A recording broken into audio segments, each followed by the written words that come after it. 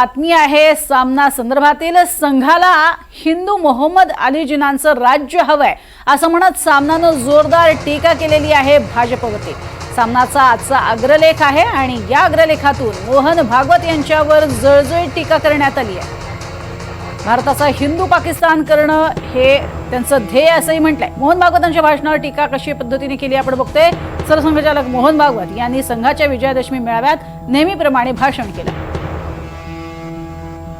सरसंघचालकांनी भाजपची चुरी ओढली।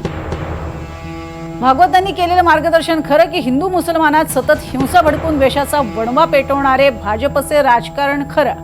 मोदी शहांचं राज्य ही संघाची स्वप्नपूर्ती आहे।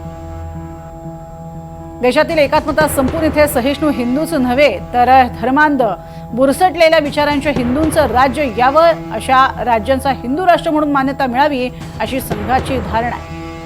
थोडक्यात संघाला इथे हिंदू मोहम्मद अली जिनांचं राज्य हवंय। भारताचा हिंदू पाकिस्तान करणं हे त्यांचं ध्येय आहे आणि त्यासाठी देशातील व्यक्ती स्वातंत्र्य, लोकशाही, संसद यांचा बळी गेला तरी चालेल। श्रीलंका, नेपाळ, बांगलादेशात जनक्षोभ का उसळला याचं चिंतन संघाच्या बौद्धिक विभागानं करायला हवं। राज्यकर्त्यांनी धर्मांधता आणि अतिरेकी राष्ट्रवादाचा डोस पाजून जनतेला आधी बेधुंद केला। सरसंघचालकांनी देशाला यावर मार्गदर्शन करणं आवश्यक होतं। मोदी शहांच्या कारभाराचे तुणतुणे वाजवायला डरपोक आणि भाडोत्र्यांची मोठी फौज आहे। भागवतही त्यात सामील झाले। भागवत तुम्ही सुद्धा, हा राष्ट्रभक्त जनतेचा आता सवाल आहे असं म्हणत सामनातनं मोहन भागवत यांच्या भाषणावर जोरदार टीका केली आहे।